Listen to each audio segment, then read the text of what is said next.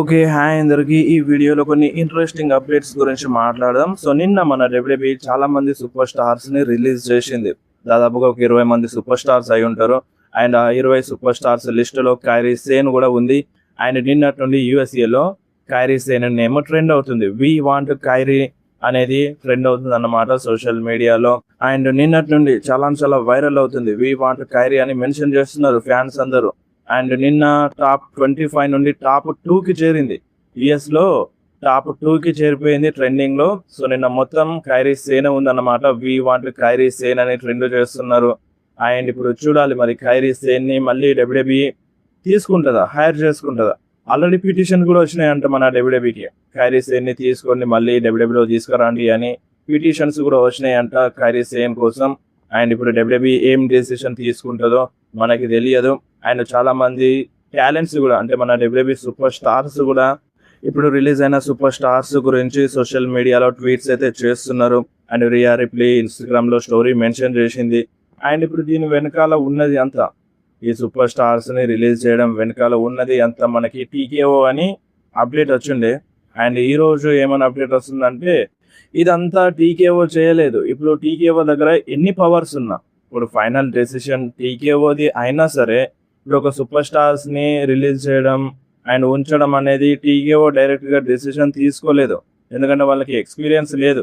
ఇదంతా తీసుకునేది triple H. ఇప్పుడు ఈ సూపర్ స్టార్స్ రిలీజ్కి కారణం జస్ట్ ఓన్లీ ట్రిపుల్ హెచ్ అన్నట్టుగా రూమర్ అయితే వినిపిస్తుంది. ఇదంతా కర్త కర్మ క్రియ వీళ్ళందరూ రిలీజ్ అవ్వడానికి ఇట్లా ఈ స్టోరీ లైన్స్ తగలడానికి ఇదంతా కారణం ట్రిపుల్ హెచ్ అన్నట్టుగా అంటున్నారు. అటు తిరిగి మళ్ళీ ట్రిపుల్ హెచ్గా వచ్చింది. అండ్ ఇప్పుడు ఇది నిజమా కాదా అనేది మనకి ఏం తెలియదు. బట్ ట్రిపుల్ హెచ్కి తెలుసు ఏ సూపర్ స్టార్లో ఎంత టాలెంట్ ఉందో, ఏ సూపర్ స్టార్ని ఎట్లా చూపించాలో ట్రిపుల్ హెచ్కి ఒక ఐడియా ఉంటుంది. బట్ అయినా సరే అంత మంచి స్టోరీ లైన్స్లో తీసుకురావట్లేదు అంటే ఇక్కడ ట్రిపుల్ హెచ్ ఫెయిల్యూర్ అనే చెప్పాలి.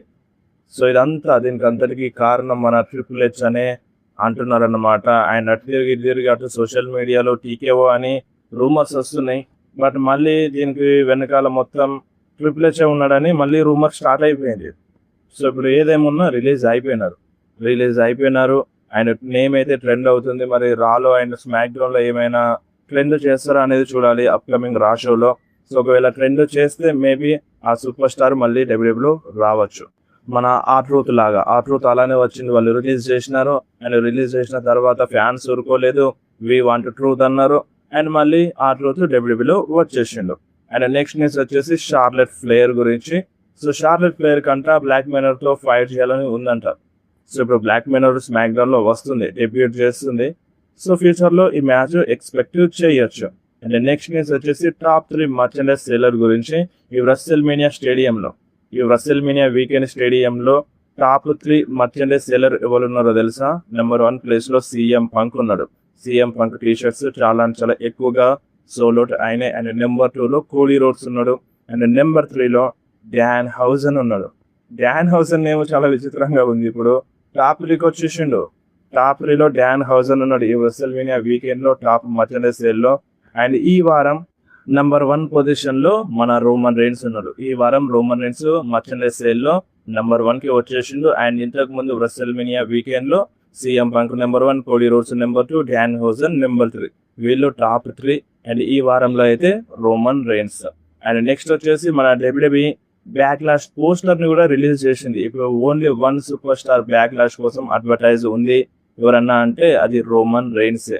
సో రోమన్ రైన్స్ బ్యాక్లాష్ కోసం అఫీషియల్గా అడ్వర్టైజ్ ఉన్నాడు. మీరు ఒకసారి స్క్రీన్ పైన పోస్టర్ చూడండి. నిన్న పోస్టర్ రిలీజ్ చేసింది మన డబ్ల్యూడబ్ల్యూఈ. పోస్టర్ అయితే మామూలుగా లేదు, వేరే లెవెల్లో ఉంది.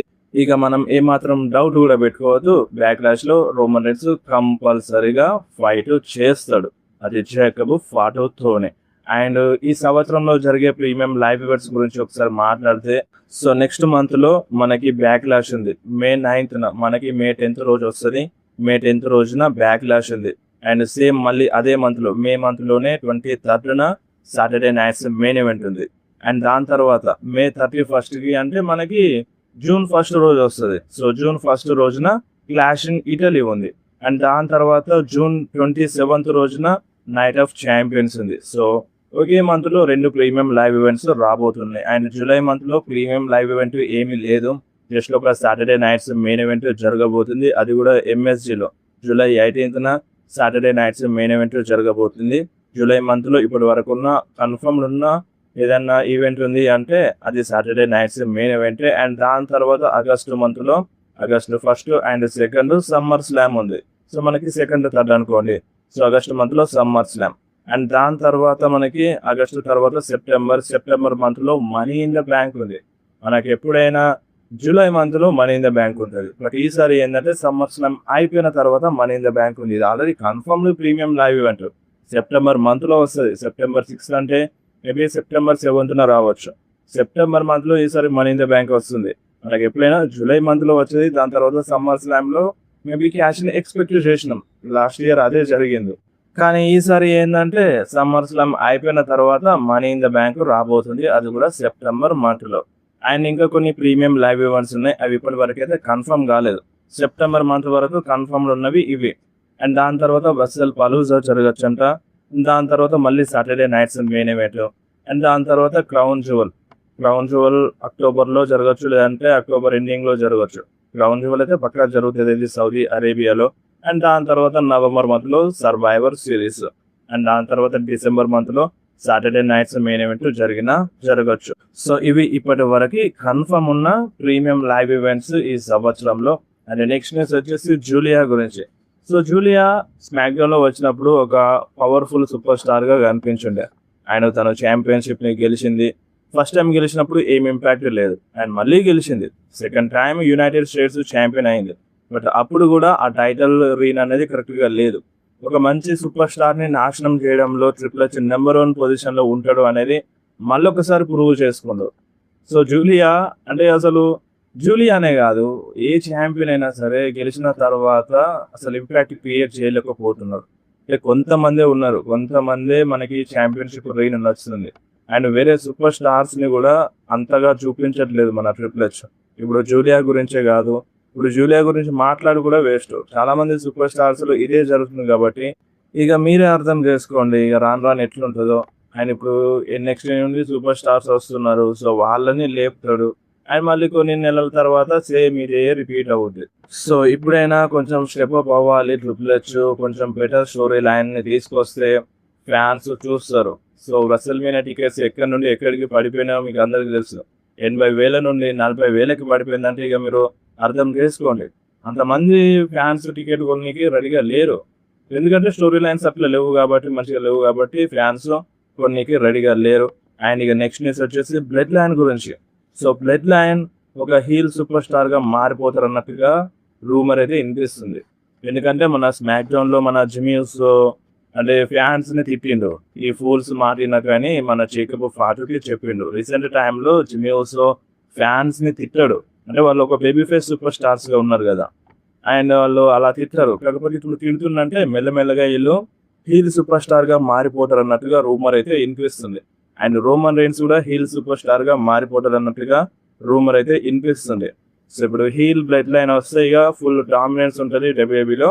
కానీ అది జరుగుతుందా జరగదా అనేదిగా ముందు తెలవాలి. సో రూమర్ అయితే వస్తుంది వీళ్ళందరూ హీల్ సూపర్ స్టార్ గా మారుతారు అని. సో మీరేమంటారు? హీల్ బ్లడ్ లైన్ ఇప్పుడు Roman Reigns bloodline heel superstar గా మారితే మంచిగా ఉంటుందా, లేదంటే బేబీ ఫేస్ సూపర్ స్టార్స్ గానే ఉంటే మంచిగా ఉంటుందా? మీకు ఏమనిపిస్తుందో కింద కామెంట్ లో మెన్షన్ చేయండి. అండ్ నెక్స్ట్ వచ్చేసి ఇప్పుడు క్రౌన్ జువెల్లో ఛాంపియన్ వర్సెస్ ఛాంపియన్ మ్యాచ్ జరుగుతుంది. అటు Roman Reigns versus Cody Rhodes match ని ఎక్స్పెక్ట్ చేస్తున్నారు. అండ్ ఇప్పుడు ఈ మ్యాచ్ జరుగుతుంది అంటే మేబీ ఈ మ్యాచ్ ని జరిపించకపోవచ్చు మన ట్రిపుల్ హెచ్. ఆ టైంకి అటు కోడీ రోడ్స్ అన్న ఛాంపియన్ గా ఉండకపోవచ్చు, ఇటు రోమన్ రైన్స్ అన్న ఛాంపియన్ గా ఉండకపోవచ్చు. అండ్ ఇప్పుడు రోమన్ రైన్స్ గురించి మాట్లాడితే రోమన్ రైన్స్ నెక్స్ట్ ఇయర్ దాకా ఛాంపియన్ గా ఉండొచ్చు అన్నట్టుగా రూమర్ వస్తుంది. అండ్ ఇటు చూస్తే కోడీ రోడ్స్ మేబీ ఛాంపియన్షిప్ ని ఓడిపోవచ్చు. ఎందుకంటే రేండీ ఆర్టన్ వస్తాడు కావచ్చు. రేండీ ఆర్టన్ వర్సెస్ కోడీ రోడ్స్ మధ్య సమ్మర్ సెవెన్ లో మ్యాచ్ జరగవచ్చు.